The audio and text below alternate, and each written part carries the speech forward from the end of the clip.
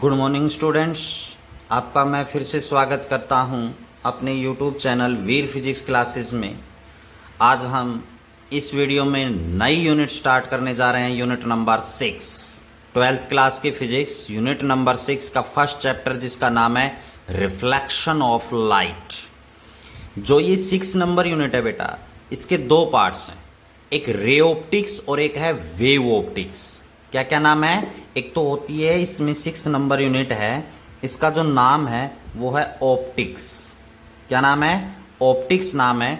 यहां पर इस यूनिट को 2 पार्ट्स में बांटा गया है, एक रे ऑप्टिक्स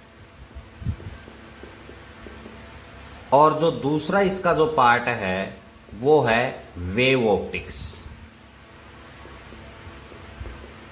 क्या नाम है? Wave optics. रे ऑप्टिक्स और वेव ऑप्टिक्स।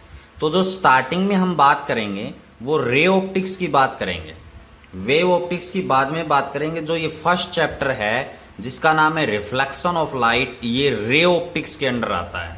रे का मतलब जो कि लाइट को रिप्रेजेंट किया जाए सिंगल लाइन से। ठीक है, लाइट कोई भी लाइट आपके पास, हमारे पास लाइट है, जैसे सन से लाइट आ रही है, हमारे बल्ब से लाइट आ रही है, CFL से लाइट आ रही है। तो जहां से लाइट आ रही है उस लाइट को एक सिंगल लाइन की फॉर्म में रिप्रेजेंट करना। जैसे यहां पर इस प्रकार मैंने कहा कि ये लाइट आ रही, तो इस प्रकार रे एक लाइन में रिप्रेजेंट करना वो कहलाता है रे ऑप्टिक्स। क्लियर? क्या कहलाता है? रे। ये क्या है? रे है। क्लियर?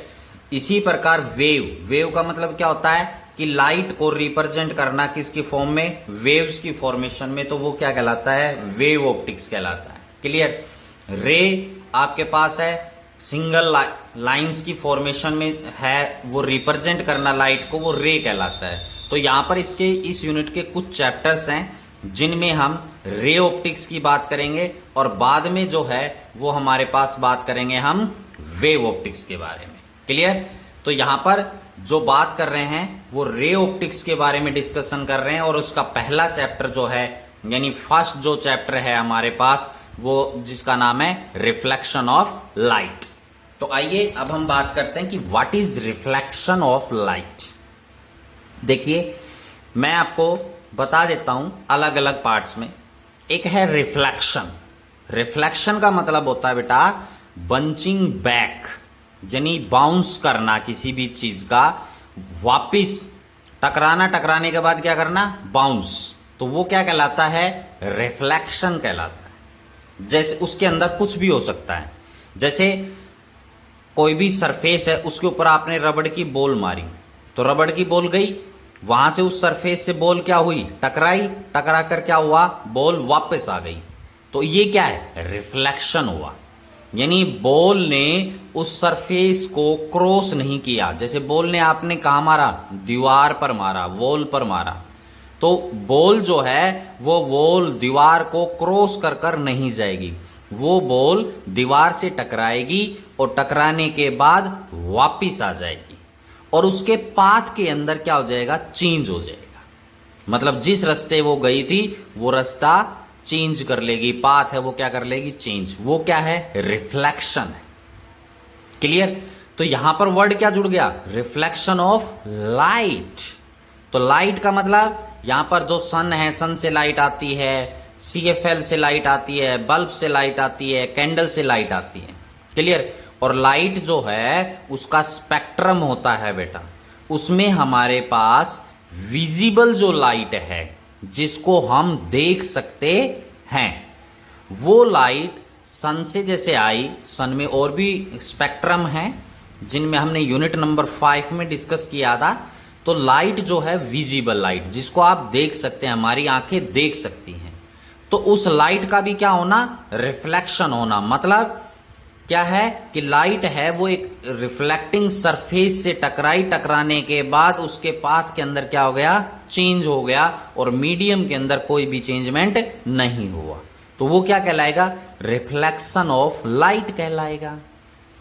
क्लियर? जैसे मैंने रिफ्लेक्शन का अलग बताया, बॉल का एग्जांपल लेकर आपको बताया, वो एक क्या है? रिफ्लेक्शन है। उसके आगे क्या जुड़ गया? लाइट का। तो सेम ऐसे ही क्या हो? लाइट वापस आई। तो यहां पर आपके पास क्या है? रिफ्लेक्शन ऑफ लाइट क्या है? It is the phenomenon of change in the path of light, यानी लाइट जो है, लाइट के पाथ के अंदर क्या होना, चेंज होना, without any change in medium, medium को चेंज नहीं करे, यानी जिस सरफेस से टकराए, टकराने के बाद वो लाइट क्या आ जाए, वापस आ जाए, तो वो क्या कहलाता है, रिफ्लेक्शन ऑफ लाइट, और लाइट के पाथ के अंदर क्या हो जाए, चेंज हो जाए, तो वो कहलाता है रिफ्लेक्शन ऑफ लाइट। क्लियर हो गया। इसके लिए बेटा रिफ्लेक्शन ऑफ लाइट के लिए वैसे तो सभी जो हमारे पास, आप जैसे ये मैंने बोर्ड पर लिखा है, आप देख पा रहे हैं इसको, ये भी किसकी वजह से है, रिफ्लेक्शन ऑफ लाइट की वजह से। अगर यहां से लाइट है वो रिफ्लेक्ट नहीं हो रही होती तो वो आपको ये लिखा हुआ भी नहीं दिखाई देता। जो भी चीज दिखाई देती है हमारी आंखों से, हम देख सकते हैं, वो रिफ्लेक्शन ऑफ लाइट की वजह से होता है। कोई भी आप कलर देख रहे हो, क्लियर, या किसी बॉडी को देख रहे हो, या लिखा हुआ आपने देखा है वो देख रहे हो, तो ये सब क्या है, रिफ्लेक्शन ऑफ लाइट है। क्लियर। अब यहां पर जो रिफ्लेक्शन करता है, रिफ्लेक्शन है वो दो प्रकार के होते हैं बेटा, यहां पर ध्यान देना है। नंबर एक, इसकी जो टाइप होती है वो एक होता है स्पेकुलर, स्पेकुलर रिफ्लेक्शन, ठीक है। दूसरी जो इसकी टाइप होती है एक, वो होती है डिफ्यूज, डिफ्यूज रिफ्लेक्शन, ठीक है। स्पेकुलर रिफ्लेक्शन का मतलब क्या है कि लाइट टकराई, टकराने के बाद दूसरे उसके पाथ के अंदर क्या आ गया, चेंज आ गया। तो टकराने के बाद यानी रिफ्लेक्शन के बाद लाइट रे कैसी रहे, सिंगल ही, यानी रिफ्लेक्शन है वो भी कैसा हो, सिंगल लाइट में हो, क्लियर, सिंगल रे में हो, तो वो क्या कहलाता है, स्पेकुलर रिफ्लेक्शन कहलाता है। जैसे यहां पर हम डिस्कस भी करेंगे, जर्नली आपको यहां पर बता देता हूं कि जैसे ये लाइट रे है यहां पर आई और ये यहां पर टकराकर रिफ्लेक्ट हो गई इस पाथ में, तो ये क्या है, सिंगल फॉर्म में रिफ्लेक्ट हुआ है, ये रिफ्लेक्टेड रे है। कैसी रे है, रिफ्लेक्टेड रे है, क्लियर। तो ये रिफ्लेक्शन के बाद क्या हुई, सिंगल, तो ये क्या कहलाएगा, स्पेकुलर रिफ्लेक्शन ऑफ लाइट। ऐसा जो है ये स्पेकुलर रिफ्लेक्शन ऑफ लाइट किससे मिलता है आपको, मिरर से। किससे मिलता है, मिरर, जो कि आपको पता है मिरर है, प्लेन मिरर होता है जिसको आप अपना सुंदर सुंदर फेस देखने के लिए डेली यूज करते हो, बार बार भी देखते हो, तो वो क्या है, प्लेन मिरर कहलाता है। कौन सा मिरर कहलाता है, प्लेन मिरर। और जैसे बाइक है, कार है, उसमें पीछे रियर व्यू, मतलब पीछे का देखने के लिए हमारे पास स्फेरिकल मिरर लगे हुए होते हैं, क्लियर। तो जहां से मिरर्स जो होते हैं उनसे जो रिफ्लेक्शन होता है वो स्पेकुलर रिफ्लेक्शन ऑफ लाइट होता है। एक होता है डिफ्यूज रिफ्लेक्शन ऑफ लाइट, उसमें क्या होता है कि लाइट रे तो इंसिडेंट है वो एक होती है, लेकिन वहां से जो रिफ्लेक्शन है ना वो मल्टीपल रिफ्लेक्शन होते हैं। कैसे रिफ्लेक्शन होते हैं, मल्टीपल, एक सिंगल लाइट में रिप्रेजेंट नहीं किया जा सकता, मल्टीपल रिफ्लेक्शन ऑफ लाइट होते हैं, तो उसे हम डिफ्यूज रिफ्लेक्शन बोलते हैं। क्या बोलते हैं, diffuse reflection of light, clear. अब इन दोनों में अंतर क्या है, अब आप कहोगे कि सर ये दोनों में अंतर क्या है। एक तो मेन आपको समझ में आ गया, रिफ्लेक्शन के बाद एक ही रे नहीं, यहां पर आपके पास मल्टीपल रिफ्लेक्शन होते हैं। क्या होते हैं, मल्टीपल रिफ्लेक्शन, अलग अलग डायरेक्शन में होते हैं, क्लियर। तो ये मैनी डायरेक्शन में होते हैं। तो इस प्रकार में क्या होता है कि जैसे मिरर है, मिरर में ये स्पेकुलर रिफ्लेक्शन होता है, तो क्या होगा, मिरर में आप क्या देख सकते हैं, अपनी इमेज देख सकते हैं, मिरर में आपका अपना फेस दिखाई देता है, क्लियर। लेकिन जैसे अब ये बोर्ड है, व्हाइट बोर्ड है, या आपकी नोटबुक है, या आपकी बुक है ना, आप कहोगे सर आपने अभी बताया कि ये जो लिखा हुआ देख रहे हैं ये रिफ्लेक्शन ऑफ लाइट की वजह से, बात बिल्कुल सही है। अब फिर आप कहेंगे कि सर फिर हमें अपना फेस क्यों नहीं दिखाई दे रहा है इसमें, मिरर में तो हमें अपना फेस दिखाई दे जाता है, लेकिन यहां पर क्यों नहीं दिखाई दे रहा। नोटबुक में भी लिखा हुआ है वो रिफ्लेक्शन की वजह से होता है, तो हमें वहां पर अपना फेस क्यों नहीं दिखाई दे रहा। तो इसका कारण क्या है कि जो आपका जैसे व्हाइट बोर्ड है या आपकी नोटबुक है या आपकी बुक है, उसमें डिफ्यूज रिफ्लेक्शन ऑफ लाइट होता है। क्या होता है? Diffuse reflection of light. तो वहां पर क्या होता है, रिफ्लेक्शन के बाद लाइट रे डिफरेंट डिफरेंट डायरेक्शन में चली जाती हैं और रिफ्लेक्शन के बाद वो लाइट रे हैं वो एक जगह नहीं मिलती हैं। तो जब तक लाइट रे रिफ्लेक्शन के बाद एक जगह नहीं मिलेंगी तो इमेज नहीं बनेगी, इमेज नहीं बनेगी। तो इसलिए आपको यहां पर व्हाइट बोर्ड है या आपकी नोटबुक है, उसमें आपको अपनी इमेज नहीं दिखाई देती। लेकिन जो मिरर है उसमें क्या होता है, एक रेगुलर रिफ्लेक्शन ऑफ लाइट होता है। इसको हम रेगुलर भी बोल सकते हैं, ये इररेगुलर है।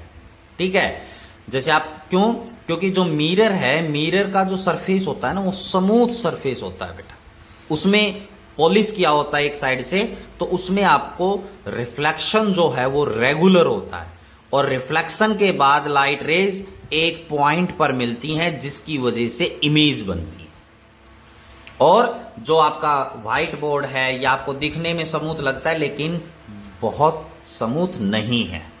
आपकी नोटबुक है, बुक है और पेपर है, न्यूज़पेपर है, उनके अंदर वो रफ सरफेस होते हैं और इसलिए उनसे जो रिफ्लेक्शन ऑफ लाइट होता है वो क्या होता है, इर्रेगुलर होता है। क्लियर?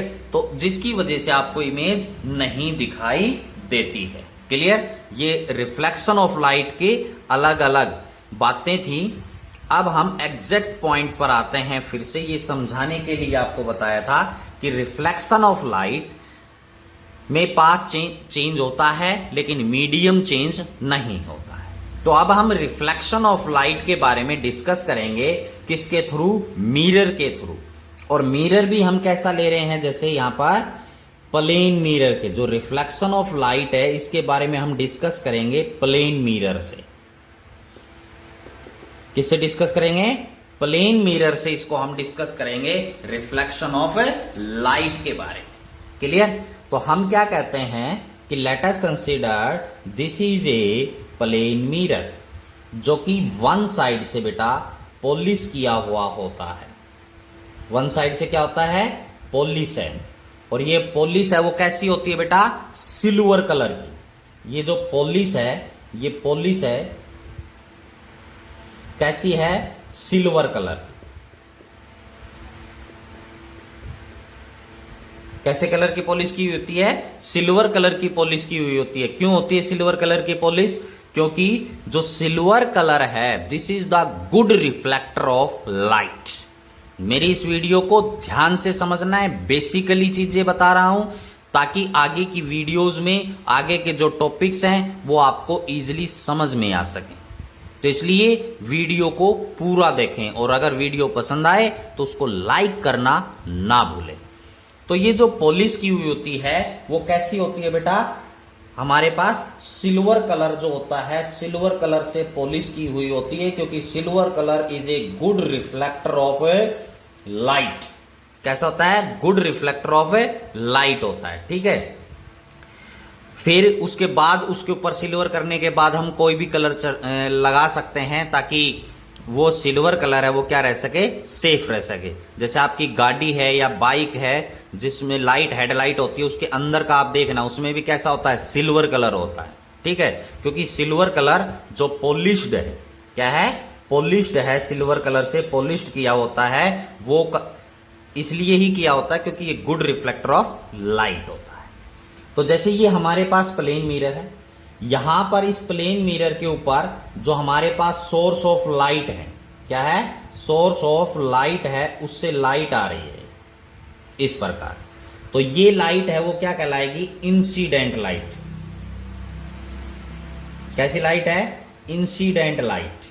क्लियर? इंसिडेंट लाइट का मतलब जो लाइट रे यहां पर सोर्स है उससे आ रही है, ये सोर्स ऑफ लाइट है। ये कुछ भी हो सकता है, चाहे आपका क्या नाम है, सन भी हो सकता है, कोई कैंडल भी हो सकती है, कोई ट्यूबलाइट भी हो सकती है। तो यहां से ये सोर्स से लाइट रे आ रही है, इसे हम बोलते हैं इंसिडेंट लाइट रे। क्लियर? और बेटा जिस पॉइंट पर ये आ रही है, जैसे यहां पर ये पॉइंट है इसका, इस पॉइंट पर जो लाइट रे आ रही है, इस पॉइंट पर ध्यान देना है, इस पॉइंट को हम बोलते हैं इंसिडेंट पॉइंट। इंसिडेंट पॉइंट, ध्यान देना इस चीज के ऊपर, क्योंकि ये आगे बहुत सारे यूज होंगे। ये इंसिडेंट पॉइंट हो गया। इसके बाद लाइट रे इस पॉइंट पर टकराएगी, तो टकराने के बाद क्या होगी? रिफ्लेक्ट। तो उससे पहले बेटा इस इंसिडेंट पॉइंट के ऊपर हम नॉर्मल ड्रॉ करते हैं। क्या ड्रॉ करते हैं? नॉर्मल। ये क्या है? नॉर्मल। नॉर्मल क्या होता है? Perpendicular to the incident point. ये जो इंसिडेंट पॉइंट है इसके ऊपर परपेंडिकुलर ड्रॉ किया है। क्लियर? तो इसे हम क्या बोलते हैं बेटा? नॉर्मल। नॉर्मल का मतलब परपेंडिकुलर है। क्लियर? किस पर? इंसिडेंट पॉइंट के ऊपर परपेंडिकुलर है। अब यहां से नॉर्मल और इंसिडेंट जो रे होती है, इसके साथ में एक एंगल बनता है आई। क्या एंगल बनता है? आई, जिसको मैं यहां पर लिख देता हूं, आई जो है एंगल, वो क्या कहलाएगा? Incident angle. बड़े ध्यान से समझना है, बेसिक चीजें आपको बता रहा हूं। ये आई है वो इंसिडेंट एंगल है। ये किस किस के बीच में बनता है? इंसिडेंट रे और नॉर्मल। और ध्यान देना है, नॉर्मल कैसे ड्रॉ करना है? परपेंडिकुलर ड्रॉ करना है। किसके ऊपर? इंसिडेंट पॉइंट के ऊपर। मैं बोल, not on incident ray. Incident point जहां पर रे टकरा रही है, जिस पॉइंट के ऊपर, उसके ऊपर ड्रॉ करेंगे, दैट इज इंसिडेंट पॉइंट। और उसके ऊपर जो परपेंडिकुलर ड्रा करेंगे, दैट इज नॉर्मल। और नॉर्मल और इंसिडेंट रे के बीच में एंगल बनता है, उसे हम बोलते हैं इंसिडेंट एंगल। यहां पर लिख देता हूं, it is angle between incident ray and normal. किस किस के बीच में बनेगा? इंसिडेंट रे और नॉर्मल के बीच में बनेगा, उसे हम क्या कहेंगे? Incident angle. क्लियर? आगे देखिए, अब ये लाइट रे है, यहां से टकराकर क्या होगी? रिफ्लेक्ट होगी। बेटा ये रे ऑप्टिक्स है, इसमें एक बात का जरूर ध्यान रखना है, जो आप रे दिखाएं उनको एरो का साइन लगाना ना भूलें, क्योंकि जब तक आप एरो का साइन नहीं लगाएंगे, आपको नहीं पता चलेगा, ना ही एग्जामिनर को पता चलेगा कि भैया ये डायरेक्शन कहां है, कैसे है, और ना ही आपको बाद में पता चलेगा कि कहां जा रही है। तो एरो का साइन लगाने से हमें पता चल जाता है कि ये रे कहां जा रही है। इस बात का ध्यान रखना है। तो यहां पर आपके पास एक एंगल बनता है, जिसे हम आर से डिनोट करते हैं, और ये जो रे गई है, इसे हम बोलते हैं रिफ्लेक्टेड रे। कौन सी रे बोलते हैं? रिफ्लेक्टेड रे बोला जाता है। क्लियर? और यहां पर जो एंगल बना है, क्या बना है? एंगल आर किसके बराबर होगा बेटा? ये एंगल आर इस क्या कहलाएगा? Reflected angle. या आप इसको ऐसे लिख सकते हैं, एंगल ऑफ रिफ्लेक्शन। ऐसे लिख देता हूं मैं, angle of reflection. Clear? Angle of reflection है ये किस किस के बीच में बनेगा? It is angle between reflected ray and normal. किसके बीच में बनेगा?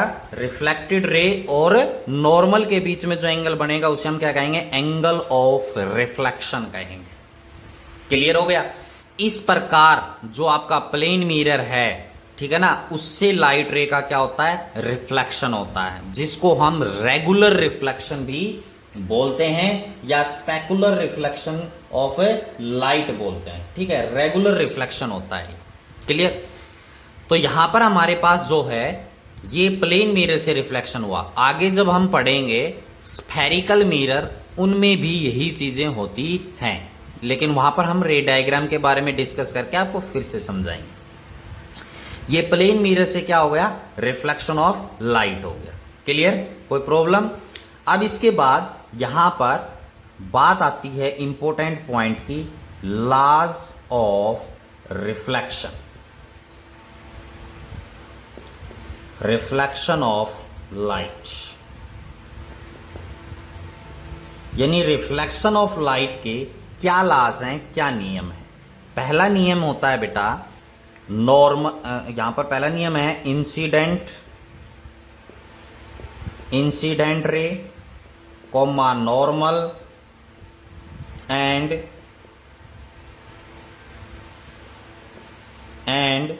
reflected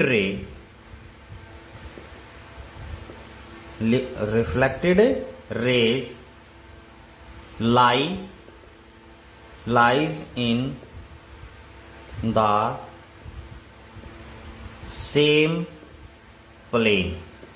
किस में लाई करती हैं? सेम प्लेन में लाई करती हैं। जैसे यहां पर ये मिरर है, मेरे से ऊपर देखिए तीनों जो हैं वो एक प्लेन में लाई करती हैं। Incident ray, normal and reflected ray are lie in the same plane. ठीक है, सेम प्लेन में लाइज करती हैं। ये पहला नियम है इसके अंदर। क्लियर। दूसरा जो नियम है, लॉ है इसका, दूसरा लॉ क्या कहता है कि जो इंसिडेंट एंगल है ना आई, वो बराबर होता है angle of reflection. Clear. Incident ray and जो नॉर्मल के साथ बनता है इंसिडेंट एंगल, इसी प्रकार रिफ्लेक्ट एंगल ऑफ रिफ्लेक्शन है वो नॉर्मल और रिफ्लेक्टेड रे के बीच में बनता है। ये दोनों एंगल हैं वो क्या होते हैं? इक्वल होते हैं। दोनों एंगल कैसे होते हैं? इक्वल होते हैं। ठीक है, ये आई और ये आर है वो क्या होंगे? इक्वल होंगे। जैसे 1 मार्क्स के क्वेश्चन में आपसे पूछा जा सकता है कि भैया अगर कोई भी रिफ्लेक्शन है उसमें इंसिडेंट एंगल इतना है, 30 डिग्री है, तो एंगल ऑफ रिफ्लेक्शन कितना होगा? एंगल ऑफ रिफ्लेक्शन भी 30 डिग्री ही होगा। क्लियर। लेकिन यहां पर क्वेश्चन जब आता है तो वो सीधा नहीं पूछता। अब आप कहोगे सर बहुत इजी हो गया।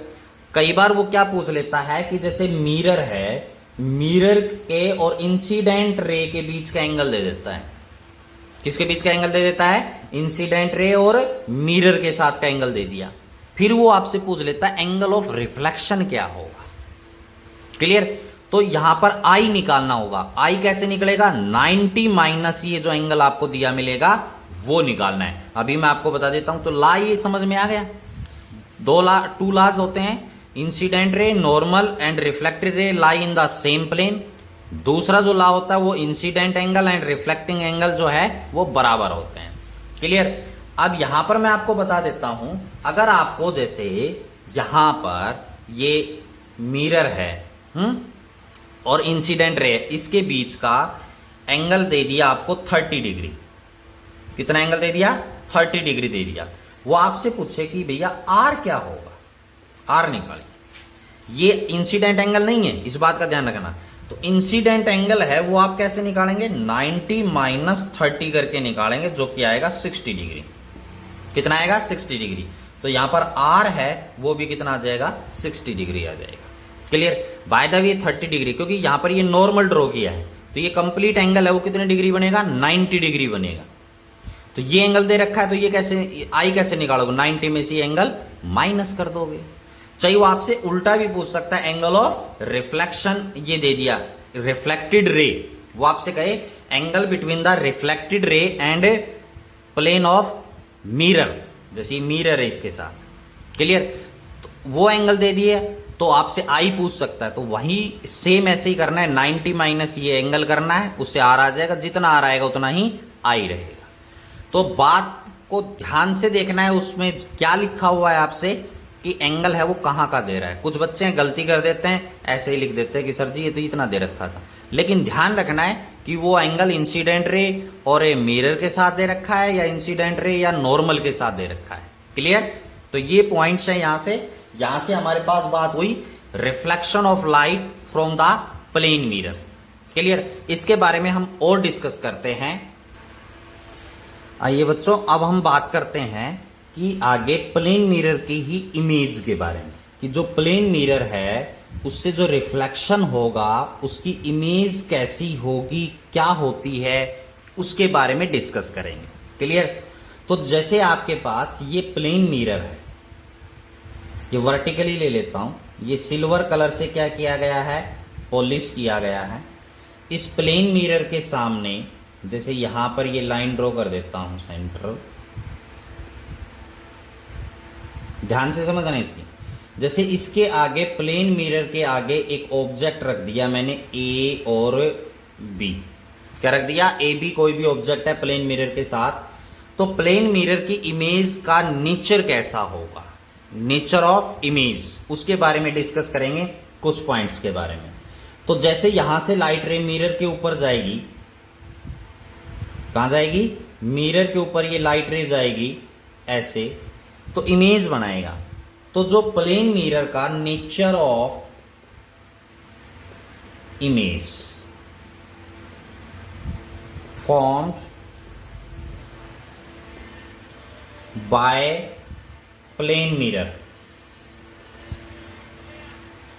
यानी प्लेन मिरर का जो नेचर, प्लेन मिरर जो इमेज बनाएगा उसका नेचर कैसा होगा, इमेज का नेचर कैसा होगा। सबसे पहला जो नेचर है, इमेज है ना, वो इरेक्ट रहेगी। क्या रहेगी बेटा? इरेक्ट। इरेक्ट का मतलब होता है सीधी। कैसी होती है? सीधी होती है। ये कटिंग हो गई, मैं इसको साफ लिख देता हूं। इरेक्ट। इमेज कैसी बनेगी? इरेक्ट बनेगी, विर्चुअल बनेगी। कैसी बनेगी? Erect and विर्चुअल। इरेक्ट का मतलब होता है सीधा, विर्चुअल का मतलब होता है आभासी, नॉट एक्चुअली, आभास होता है जस्ट। तो यहां पर जो इमेज ये मिरर बनाएगा, यहां पर ये इमेज जो बनाएगा मिरर, ये अपने पीछे बनाता है बेटा। क्या बनाता है? पीछे। तो इसलिए ये जो इमेज बनती है ये विर्चुअल इमेज बनती है। ए डैश एंड बी डैश, ये क्या है? इमेज है। ठीक है। और ये क्या है? हमारे पास ऑब्जेक्ट है। ये क्या होता है? ऑब्जेक्ट होता है। तो ये जो इमेज बनाता है मिरर, ये क्या बनाता है? इरेक्ट इमेज, मतलब सीधी बनाएगा। जैसे आप अपना फेस देखते हो तो आपको सीधा ही दिखाई देता है। ठीक है। और विर्चुअल बनाता है, तो विर्चुअल बनाता है इसीलिए कहां बनती है? ये पीछे, मिरर के बैक साइड बनती है, यानी आभास होता है जस्ट इसका। क्लियर? फिर यहां पर ऑब्जेक्ट और मिरर के बीच की डिस्टेंस है ना, उसको हम यू से डिनोट करते हैं। ये बातें ध्यान रख लीजिए। और मिरर और इमेज के बीच की डिस्टेंस को हम वी से डिनोट करते हैं। किससे डिनोट करते हैं? वी से। यू क्या है? ऑब्जेक्ट डिस्टेंस, और वी क्या है? Image distance. तो प्लेन मिरर में ये u बराबर होता है v के, मतलब ऑब्जेक्ट डिस्टेंस बराबर होगी इमेज डिस्टेंस। क्लियर हो गया? इसके बाद थर्ड जो इसकी इमेज की फॉर्मेशन है नेचर का, वो क्या होता है? लैटरल इन्वर्जन होता है। क्या होता है? लैटरली इन्वर्टेड होती है। Laterally inverted. ठीक है। लैटरली इन्वर्टेड का मतलब क्या होता है कि लेफ्ट है वो राइट दिखाई देता है, राइट है वो लेफ्ट दिखाई देता है। जैसे आप इस प्लेन मिरर में बी को देखेंगे तो बी आपको कैसा दिखाई देगा? इस प्रकार का दिखाई देगा। किसके अंदर? मिरर के अंदर। आप इसको देख भी सकते हैं। जैसे ये उल्टा बनाकर आप मिरर में देखेंगे तो आपको सीधा दिखाई देगा, सीधा बनाकर देखोगे तो ये ऐसे दिखाई देगा। इसी प्रकार जैसे आपके पास आर है, क्या है? आर। ठीक है। आर को अगर मिरर में देखेंगे तो आपको आर है वो ऐसे दिखाई देगा। क्लियर? तो यहां पर आपके पास इसे बोलते हैं लैटरली इन्वर्टेड, मतलब लेफ्ट है वो राइट, राइट है वो लेफ्ट दिखाई देता है इसके अंदर। क्लियर? यहां पर आपके पास फोर्थ जो इसकी इमेज का नेचर होता है कि साइज ऑफ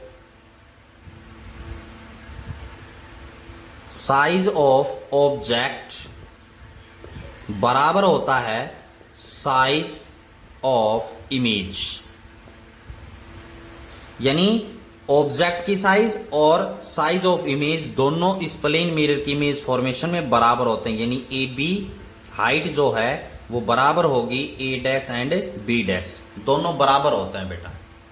तो ये कुछ पॉइंट्स हैं। लैटरली इन्वर्जन होता है, सेम डिस्टेंस पर बनता है, जितने आगे ऑब्जेक्ट होगा उतने ही पीछे इमेज बनेगी। पीछे बन रही है तो वो विर्चुअल है। क्लियर? विर्चुअल इमेज वो होती है जिसको हम स्क्रीन पर नहीं ले सकते, पर्दे पर नहीं ले सकते, वो विर्चुअल इमेज होती है। रियल इमेज वो होती है जिसको हम स्क्रीन पर ले सकते हैं, वो विर्चुअल इमेज होती है। जैसे आप प्लेन मिरर की हेल्प से आप खूब कोशिश कर लीजिए, आप अपनी इमेज जो है वो दीवार पर नहीं ले सकते। आप कोशिश कर लेना, नहीं बनेगी कभी भी, क्योंकि वो एक विर्चुअल इमेज बनाता है, इरेक्ट है।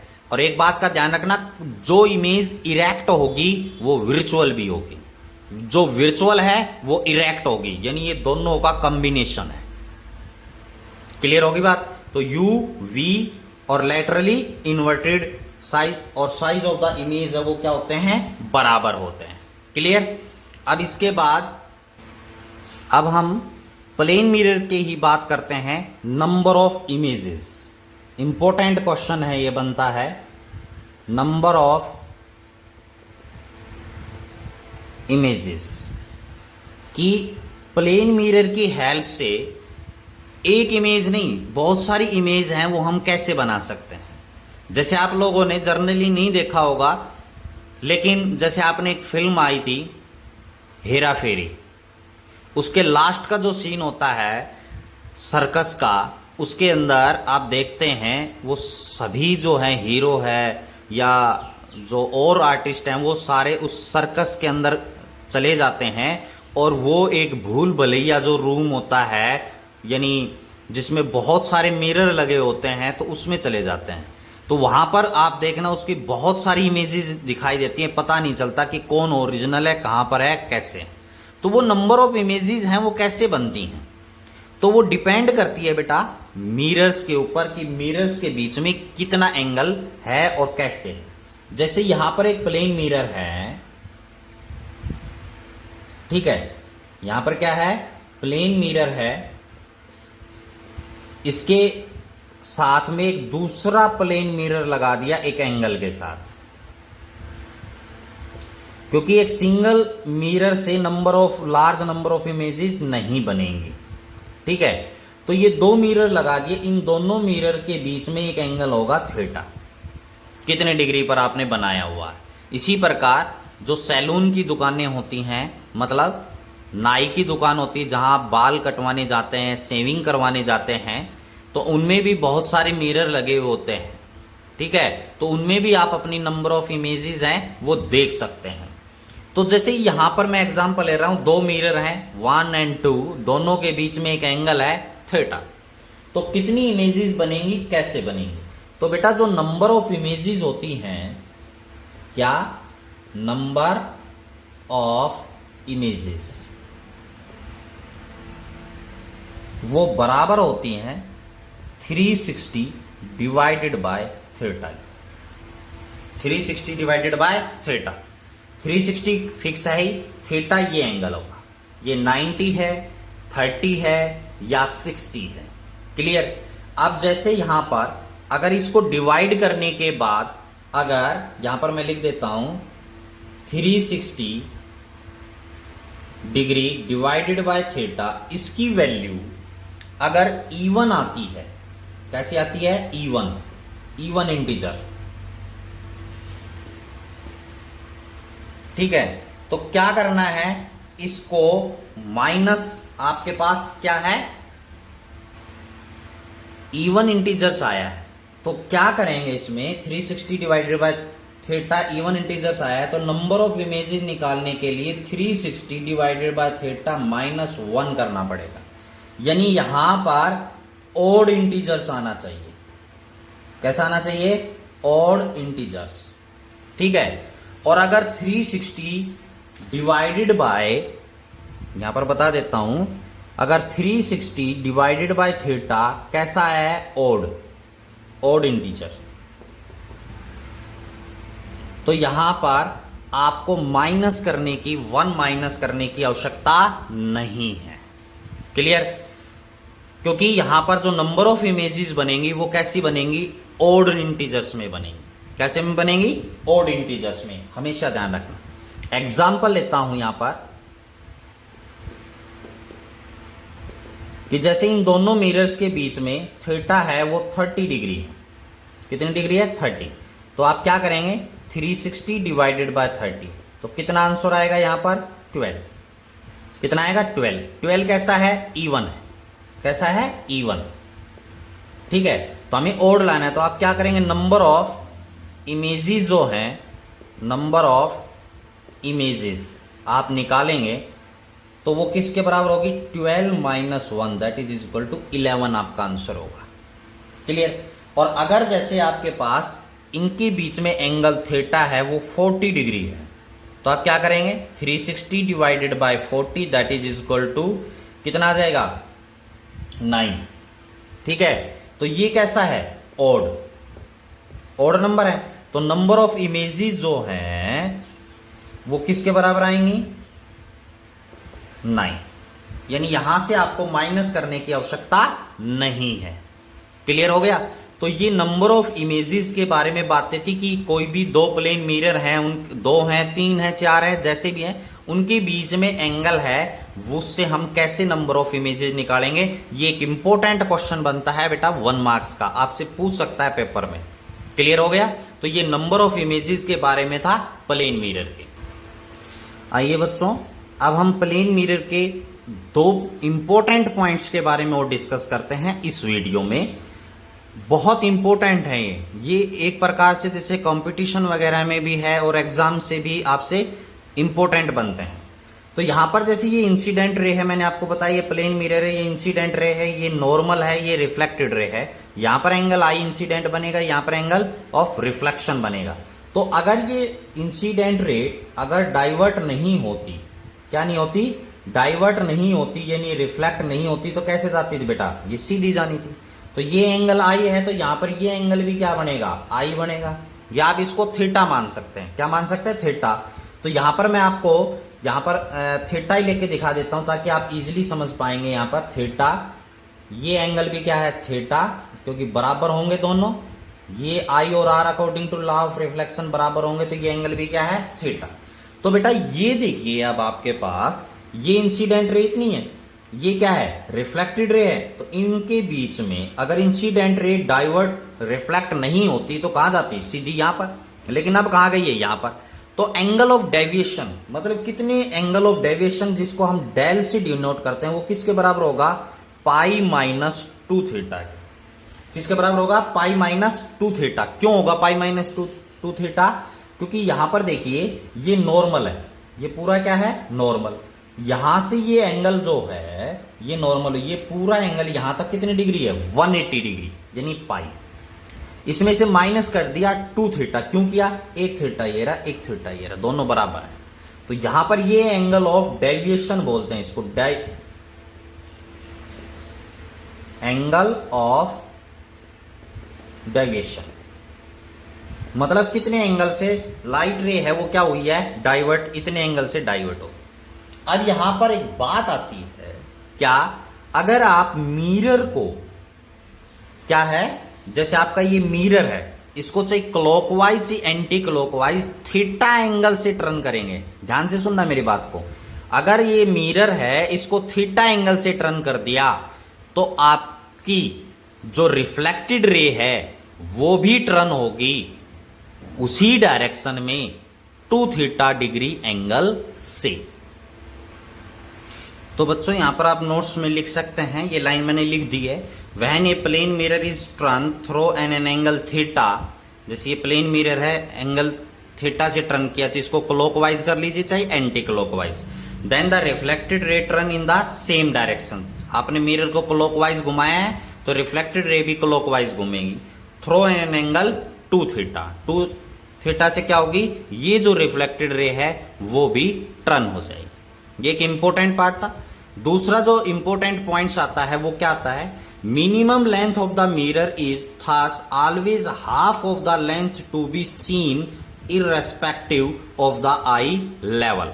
जैसे आप प्लेन मिरर के सामने खड़े हैं, ठीक है, प्लेन मिरर है, तो प्लेन मिरर के आप सामने खड़े हैं, तो आप अपनी जैसे कंप्लीट इमेज देखना चाहते हैं, तो आई लेवल से, कहां से, आई लेवल से, ग्राउंड से और आई लेवल तक आपकी जितनी हाइट है उसका हाफ जो है, हाफ हाइट जो है वो मिरर की होनी जरूरी है अगर आप उसकी फुल इमेज देखना चाहते हैं, आप अपनी फुल इमेज देखना चाहते हैं।